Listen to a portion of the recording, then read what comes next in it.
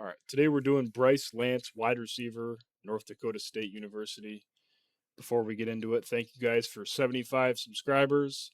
Thank you to B Wilkes 39. He recommended I do Bryce Lance. Let me know who you guys want to see next. I love seeing the comments, your feedback, who you want to see. So yeah, like, comment, subscribe. Let's get into it. 6'3", 204 pounds at the combine. Ran a 4.3, 440-yard dash, 41.5-inch vertical, 4.15 shuttle, which is the second best amongst all participants at this previous combine. So obviously, that size and athleticism profile is borderline freakish. Very, very athletic, very explosive, and the agility time suggests that he's got some lateral agility. Honestly, don't think that shows up much on tape. That's something we'll get into, though. Anyway, 2 year starter, North Dakota State, 5th-year senior. It's worth noting, so he's a little bit of an older player, but 127 receptions, 2,139 yards, 25 receiving touchdowns. He also added on 9 rushing attempts, 121 yards, and 2 rushing touchdowns.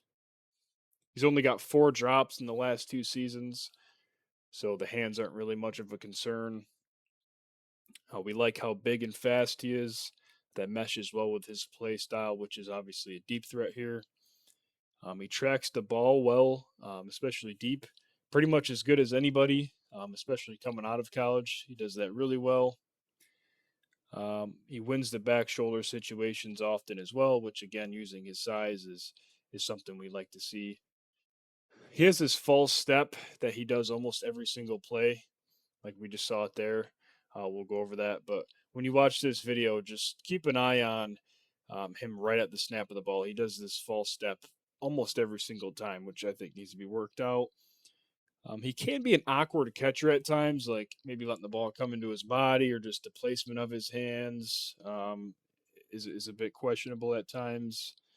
I think overall he's an unconventional mover. Like he doesn't move like a lot of high end athletes, especially at the receiver position.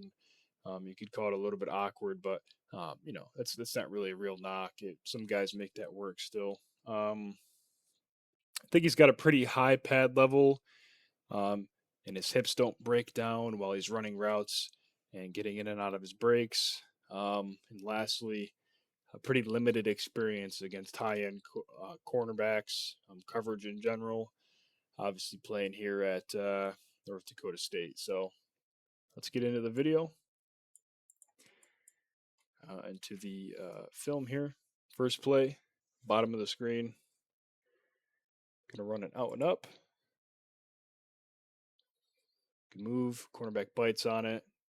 I mean, not really sure exactly what the corner's doing there, but we take advantage of it. We're wide open, run a good route, track the ball well.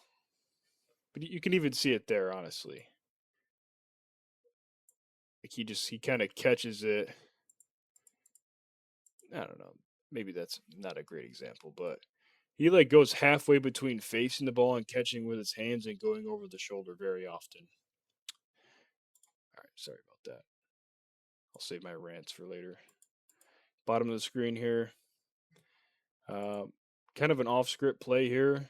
Just does a really good job making a catch on the sideline here. And we'll see the slow mo replay here. Good on Sundays. Incredible, incredible catch. Bottom of the screen. Looks like he was in the slot running a slot fade. Diving catch. We'll see the slow mo on this one as well. Really incredible stuff. And both those plays came in the 2024 FCS National Championship game. So, big time plays in a big time game. You like to see that. All right. Let's see. Top of the screen here. We're going to come in motion, get like a jet sweep handoff here, and do a pretty good job navigating and flashing that big time speed. Taking this one, first play of the game, by the way. Taking this one 75 yards to the house for a touchdown. Didn't throw the second angle on there. So here we are, top of the screen. Little goal line fade situation here. We're going back shoulder. See this pretty often with him. Just does a good job. Turning late, flashing the hands late. separating from the corner, getting both feet in for the touchdown. Good play there. Top of the screen. Press look here. You see this like false step often when he's in this situation where it's press, and this is just not a release that's going to win. He kind of like starts with his hands and like jumps a little bit. It's like he's not comfortable running immediately out of his alignment here, out of his stance, which you want to spend the least amount of time at the line of scrimmage, and you want to get going as fast as possible. So you can see there. Oh, sorry, really choppy. It's weird. Watch it here. Kind of just like does a bicep curl first, but nonetheless, we're open for the touchdown. Again, really good job tracking and separating late with kind of a fadeaway out of his route there on the sideline. Good catch. All right. Make sure I'm on track here. Check my notes. One moment. Okay. Top of the screen here. It's going to be similar to that last one where it's just kind of a fade. Getting our head around. Good throw. But a really good job tracking that thing down and using our hands.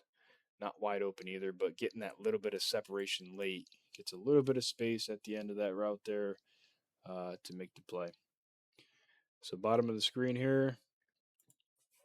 This rep is a good job against zone. He sits in the open spot, gears it down, makes himself visible for his quarterback, and tries to do a little bit with the rack there, but it's not great. Good job. End up going backward here, but nonetheless, good play. All right. Bottom of the screen. This is a good rep of him blocking. Overall, I think he's a fine blocker, but seals the edge or the boundary, rather. I guess this would be considered the field, huh? Let's see. Yeah.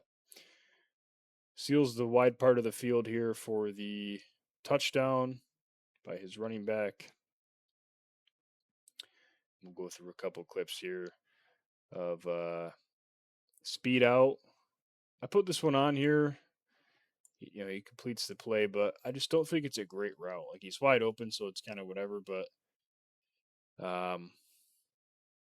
not elite route running, right? The hips are very high. He just kind of, you can tell he's gearing it down, right? So if he's got a man on him, it's kind of easy to tell what he's going to do, but just flashes the head around, doesn't really get the hips down out of the break there, but like we'll see it here. This is a curl.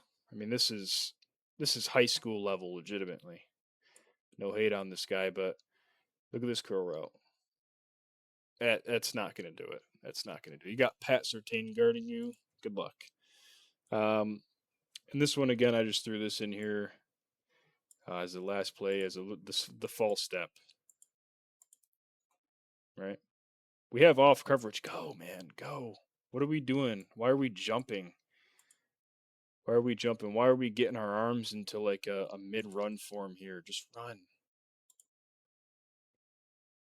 So, yeah, so that's Bryce Lance. Overall, I probably like him at the end of round 3 and later than that.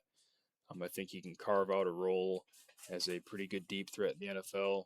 Obviously you never know. Some guys can develop and, maybe you can start finding ways to use him at all 3 levels. But I do think there's some limitations in his game.